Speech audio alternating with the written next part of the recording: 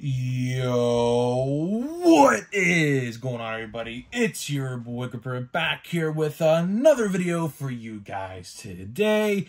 And in this video, we're going to be talking about what you need to know before you buy 2023 Topps Finest and 2-in-1 combo video for you, a top 5 most valuable in Topps Finest. That is right, guys. For the first time ever, we are combining the two videos in one for one time only. I'll tell you why. So before we get into that, thank you guys so much for joining me on this video today. Can we get a minimum of 100 likes on today's video, as that is the best way you can help me grow this channel is by hitting that like button.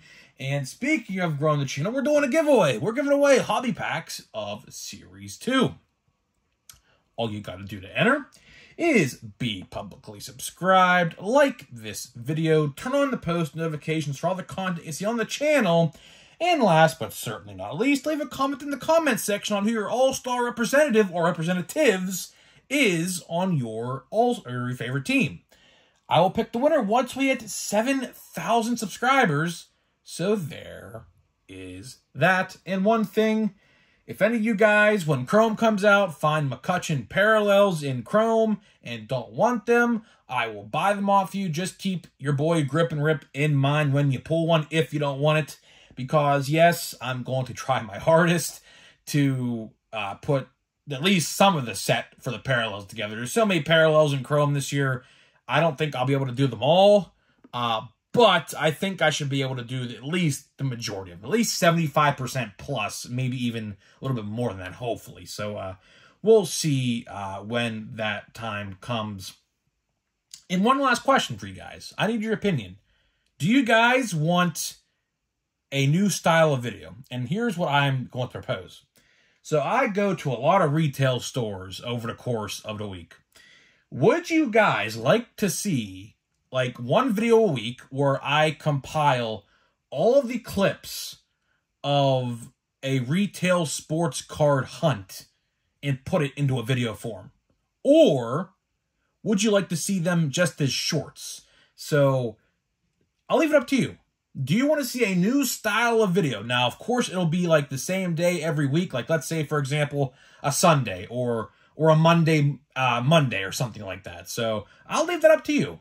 Do you guys want to see a retail sports card hunting weekly series on the channel where we go to all these different Walmarts and Targets and all these other stores, like maybe like a Barnes & Noble or something like that, to see what sports cards each store has?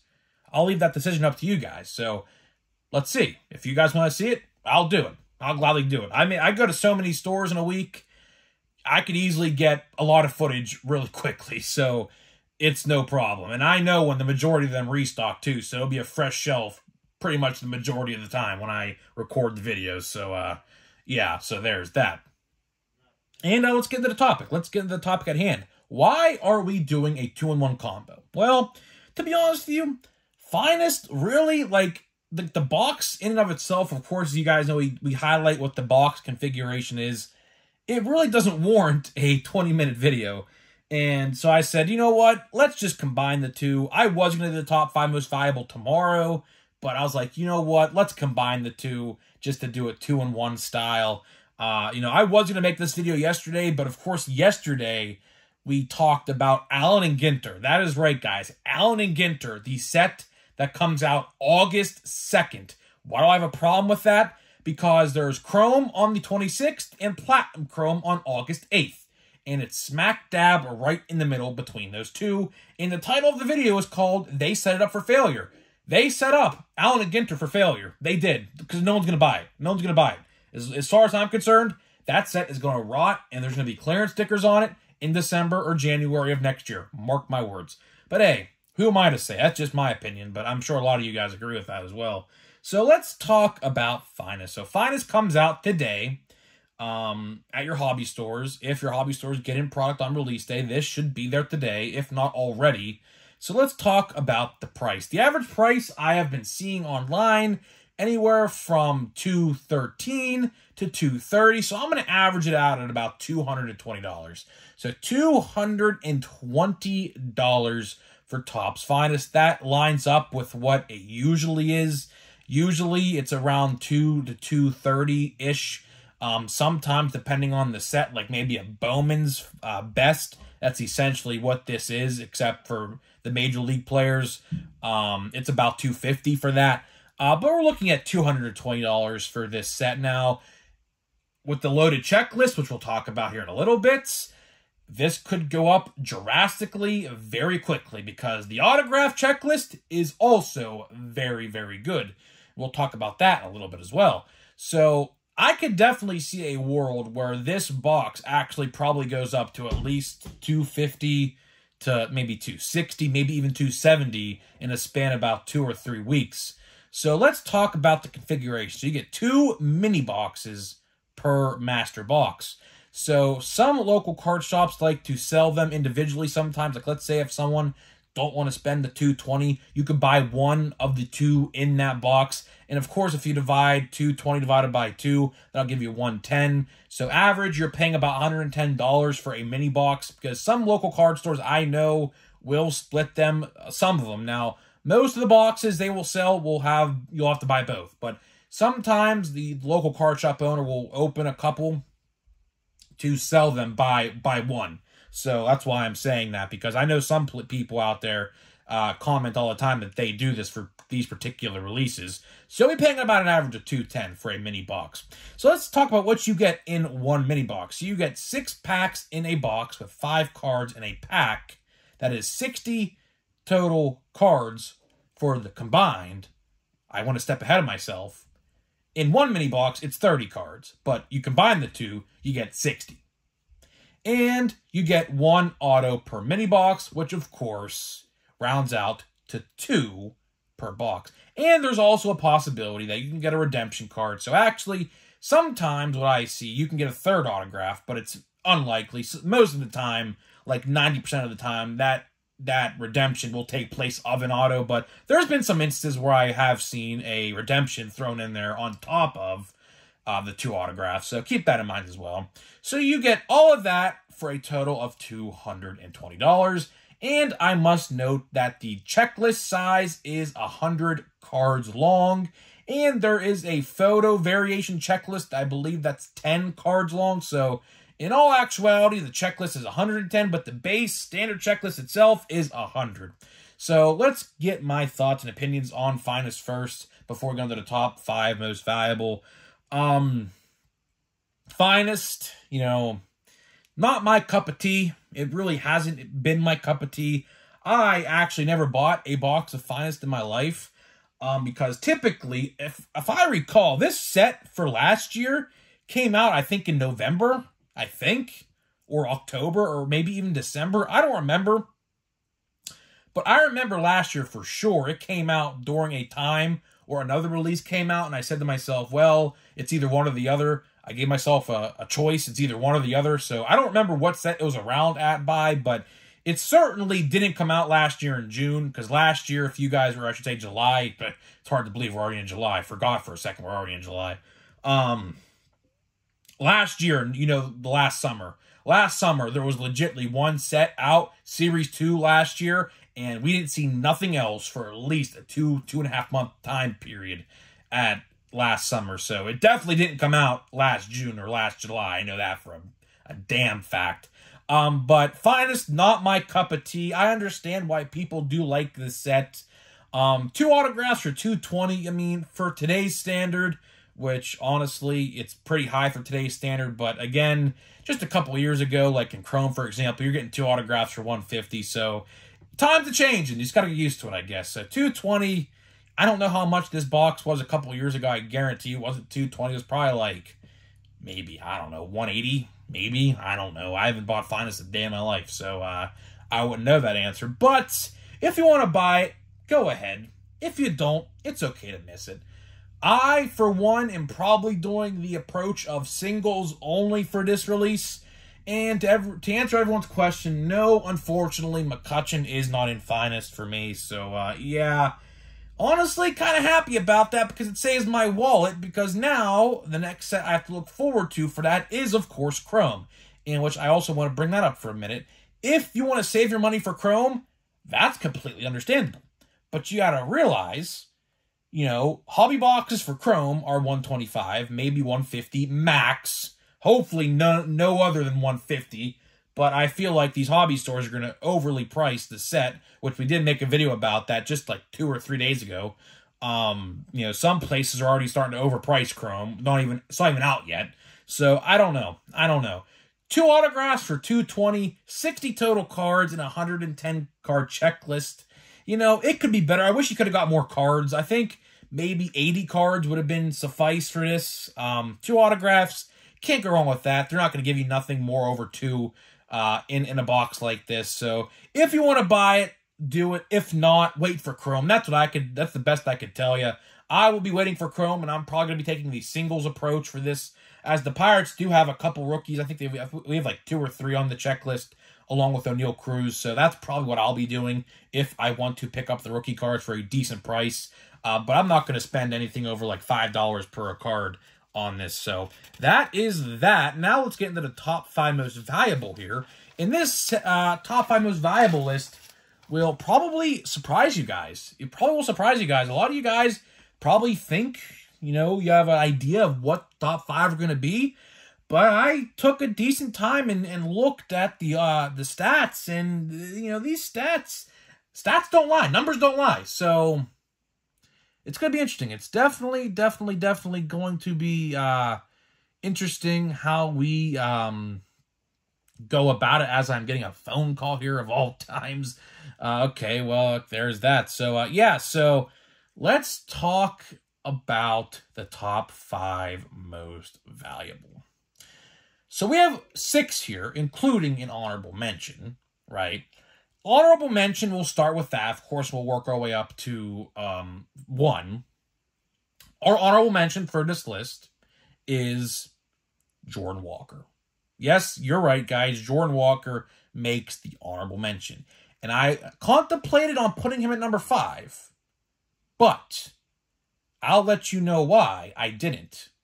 And I put the other guy at number 5 when we get to him. So Jordan Walker right now is batting .281 with 7 homers in a .790 OPS.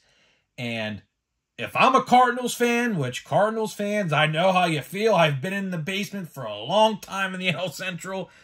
I'll tell you what, the Cardinals are not used to being bad, but the one bright spot in this lineup is Jordan Walker. Him and Nolan Gorman. And no, Nolan Gorman did not make the list because his stats have tanked quite a bit since the last time we talked about him in a top 5 most valuable. So no, he did not make the list. A lot of you guys probably wondering if he did. The answer to that would be no. So Jordan Walker takes the prize for number 6 out of this top 5 most valuable. Jordan Walker, he's, like I said, probably one of the few bright spots the Cardinals have. And in a weak NL Central division this year, the Cardinals, you know, they had to walk away with this. They had to walk away with, you know, this division. But, you know, for some reason, maybe it's the lack of veteran leadership with, you know, Albert and Yachty not being there no more. You know, Wainwright's not doing well at all. He should have probably retired last year with the other 2, probably. Jordan Walker's a bright spot, along with a couple like Alec Burleson, Nolan Arenado. You know, I don't even know what's going on with those guys. Like, Goldschmidt could be on his way out next year. I think next year's his last year on his contract for them. So who knows? Who knows what's going on with the Cardinals? But I'll tell you one thing. The Cardinals do not like to rebuild. So I think the Cardinals are going to be consistent every year. They don't like to rebuild. Their fan base and their organization doesn't like to rebuild. So this is not going to happen. So there is that. Number 5, we have Adley Rutschman. That is right, guys. The Baltimore Oriole himself, Adley Rutschman, takes the prize at number 5. Adley is batting .274 with 11 home runs and a .796 OPS. Now, I could have put Jordan Walker at number 5 and Adley at honorable mention. Why I didn't is because Jordan Walker was sent down to AAA, I believe, in the month of May. So that is why I did not put him in number 5, because he has less playing time than Adley Rutschman. And I think Adley is probably better anyways, but longevity, I'm taking Jordan Walker because, of course, Adley's a catcher. Catchers don't usually play long in the league at all. I mean, sooner rather than later, he's going to probably have to switch position. probably, if he wants to prolong his career a little bit. But Adley is very good. He's probably one of the, I mean, you know, the Orioles, I could say a lot about the Orioles. The Orioles have such a bright future, and it's only getting started. They just called up Colton Cowser the other day. So, you know, they have so many people who are still yet in their minor league system, like, for example, Jackson Holliday. So, it's definitely going to be interesting.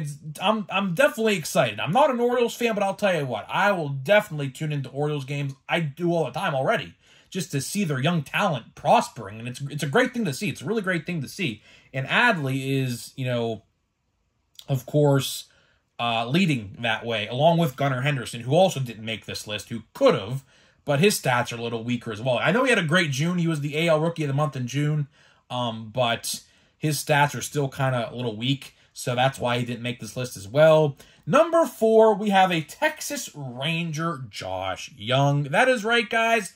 Josh Jung takes the prize at number 4. Josh Jung is batting .275 with 17 homers and a .814 OPS.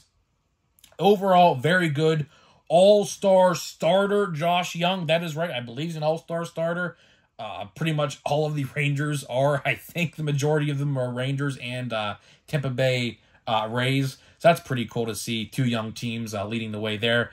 But Josh Jung, it's great to see what the Rangers are doing as well. Even with, you know, even with DeGrom being out for this year and most of, if not all next year, it's great to see what they're doing, man. They got the bats are hot. The pitching is great. It's actually a wonderful thing to actually see a new contender for the AL West division other than the Astros themselves, which I'm sorry, Astros fans, if you're watching this, but as an outsider who watches your division, it's nice to see someone at the top.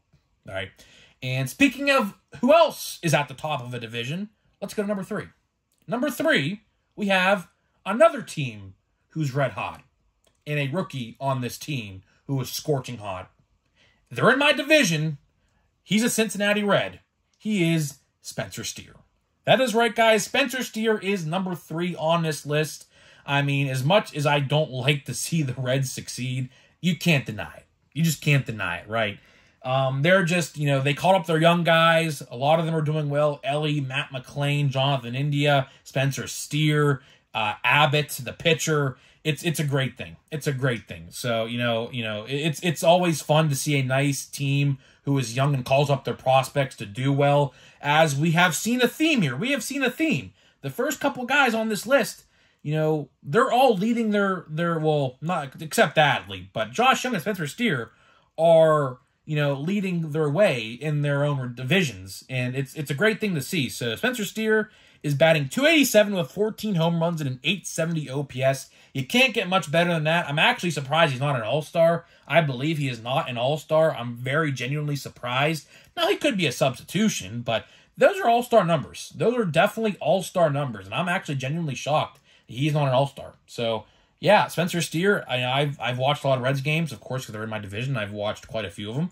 I can tell you one thing, man. He is a game changer in that line. Spencer Steer, along with Ellie and Matt McLain and Jonathan India, that's a pretty solid 4 right there, man. That's pretty solid. You know, they could contend with pretty much anybody. They just got to get more pitching. I think the Reds' problem right now, and a lot of Reds fans could probably even agree with me on this, is the pitching. They got to get more pitching.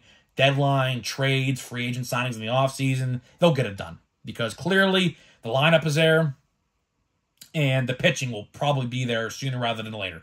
And they have a great closer in Alexis Diaz, his brother. So, again, great team to watch. It's fun to see a new team at the top of the division. Let's get to number 2. Number 2, we have a Boston Red Sox, Masataka Yoshida. Masataka Yoshida actually has the best stats out of anybody on this list. But the reason he's not number 1 is because he's older than all the other people. So that's why his peak window is going to be shorter than the other people. But don't take it for granted. Masataka Yoshida batting .310, 9 homers, and an .859 OPS. That is very, very solid. Very, very solid. And of course, like I said, he's a little bit older than the other rookies on this list, but still, you know, it don't matter. As long as he's productive, you know, as long as he can produce good quality at-bats, get multiple hits, extra base hits, great fielding ability, he'll be on that team for a long time. He's, I believe, signed to a 5-year deal with the Red Sox, so it's going to be interesting. It's pretty much going to be his whole entire prime. I believe he's, what, 29 years old, I believe, or maybe even 30. So that'll pretty much be his entire prime, pretty much with the Red Sox. It'll be interesting to see. But the Red Sox, of course, you guys know, are probably in the most competitive division in all of baseball, the AL East. Pretty stacked division, you know. They're in last place, and they're above 500. So let that sink in for a minute. So that just shows you how good that division actually is. And one, lastly but not least, you guys probably expected this.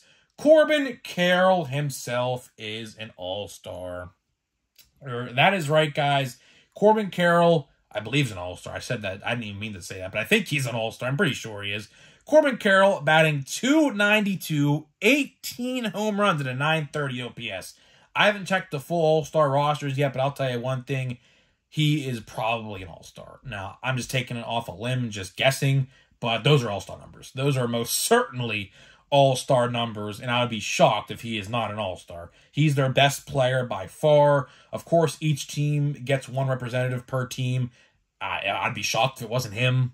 So, yeah, Corbin Carroll, no surprise there, takes the prize #1. He has been a treat to watch, and the Pirates actually start a series against them tonight. So I will be mostly looking forward to seeing Corbin Carroll play. I think Corbin Carroll is great. Corbin Carroll is great. Ever since he got called up last year, about this time last year, man, he's been great. He's been absolutely great. So that is pretty much it, guys. Now let's get into the pack here of Bowman Platinum. So we have more Bowman Platinum, and that person is still calling me, man. What the hell? Good thing I have it on mute, because I would have been livid if my phone would have stopped recording. But let's open this pack here. Let's see what we get. We're still looking for the 2 autographs. I don't know. I mean, we have 17 or 16 packs left after this. So it's entirely possible we don't get an autograph in this video, but you never know. You never know. Let's see here. Only 5 cards, so it's a quick little rip here. We have George Springer. We have Bass Bay. I don't know that name. Rosario. We have rookies. Gavin Sheets. I like this insert, man. I have the insert of O'Neal Cruz in this. This is a nice insert. And Miguel Cabrera. So that's a pretty good pack. I mean, I don't know. Is this numbered by chance? It is not. Huh. This card stock is a little thicker than the others. Maybe is this a refractor, maybe? I don't know, but it's not numbered, but it's definitely, I mean, you could tell it's thicker than the other card stock. So I don't know what this, I don't know. It's probably a refractor of some sort, like a rainbow foil. But guys, that is it for Topps Finest. Are you planning to buy any Topps Finest? If so, how much? Did you even open it already? If so, let me know how you did in your box or boxes, and I'll see you guys in the next video.